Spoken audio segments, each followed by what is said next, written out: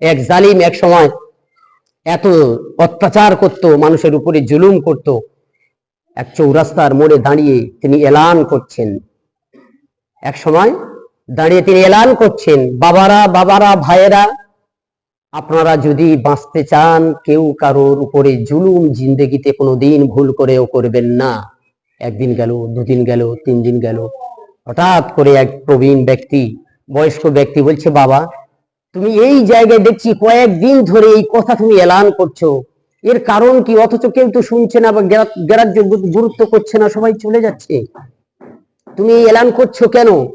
বলছে, আমি নিজ হাতে এবং নিজ চোখে আমি বুঝতে পেরেছি আমি একজন জুলুমবাজ ছিলাম, মানুষের উপরে জুলুম করতাম। আল্লাহ তাবারক তাআলা আমাকে বুঝিয়ে দিয়েছেন ওই জালিম কি করেছেন, জুলুম তো করতেন, কিন্তু ওনার একটা ইতিহাস বা একটা ঘটনা তুলে দেওয়া হয়েছে যে এক ব্যক্তি মাছ শিকার করতে গেছেন, হাফ বেলা পার হয়ে গেছে, বেলা গড়িয়ে গেছে, জালে একটা মাছ শিকার হয়েছে বা শিকার করেছে।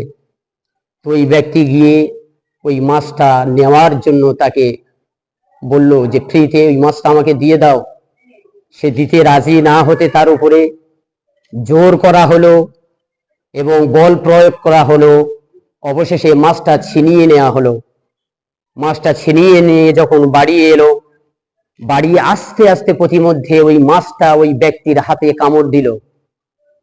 ওই মাছটা কি করলো, ওই ব্যক্তির হাতে দাঁত বসিয়ে দিল।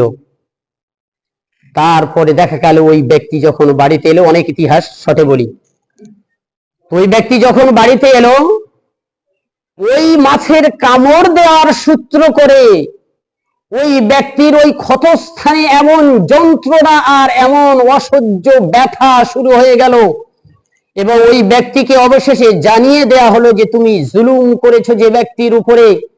এই মাজলুমের বদদোয়া আল্লাহ তাবারক তাআলা বিদ্যুৎ গতিতে কবুল করে নেন, কোনো পর্দা থাকে না।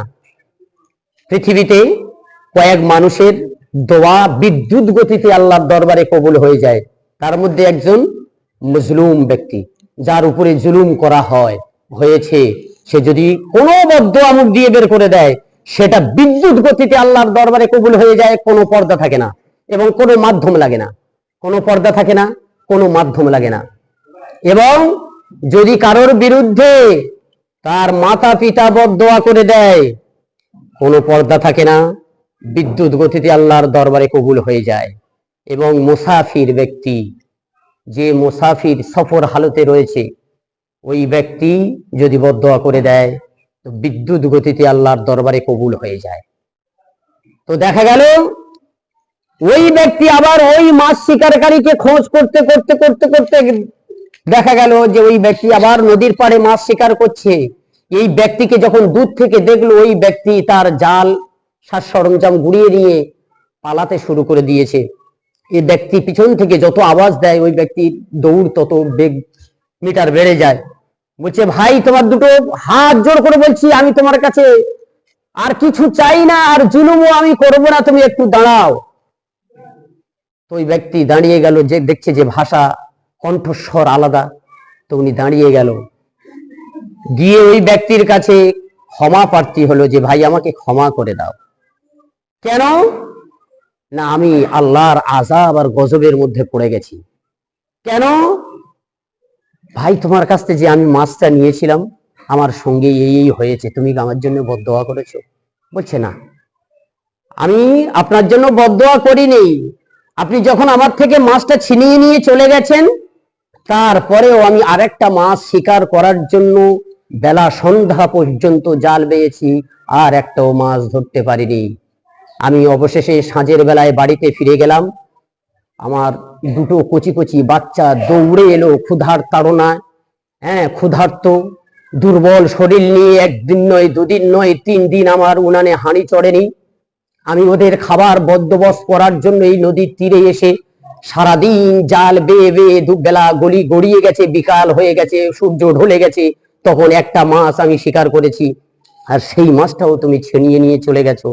আমার দুটো বাচ্চা কাটা কবুতরের মতো ছটফট করছে, আব্বা আজ 3 দিন আমাদের উদরে বা পেটে কিছু যায়নি, আমরা কিছু খাইনি, আজও কি আমাদের জন্য এক মুঠো রিজিকের ব্যবস্থা করতে পারোনি আব্বা? আর আমার দুটো কলিজার টুকরা বাচ্চার কান্না দেখি আমার বিবিও কান্না শুরু করে দিয়েছে, আমার বিবিও কাঁদছে, বাচ্চা দুটো কাটা কবুতরের মতো ছটপট করছে আর কাঁদছে। আমি তাদের চোখের পানি দেখে আমিও থাকতে পারিনি, আমিও কেঁদে দিয়েছি। আর শুধু আসমানের দিকে তাকিয়ে বলেছি, আল্লাহ, যে আমার উপরে জুলুম করেছে এর বিচার আপনার কাছে দিলাম। এর বেশি আমি আর কিছু বলি। ওই ব্যক্তি সঙ্গে সঙ্গে ওই মাছ শিকারকারীর দু পা জড়িয়ে ধরেছে, ভাই যা ভুল হয়ে গেছে গেছে, আমাকে ক্ষমা করে দাও। আমি যতদিন বাঁচবো আর কারোর উপরে তিল পরিমাণ আর জুলুম করব না, কারোর উপরে বল প্রয়োগ করব না।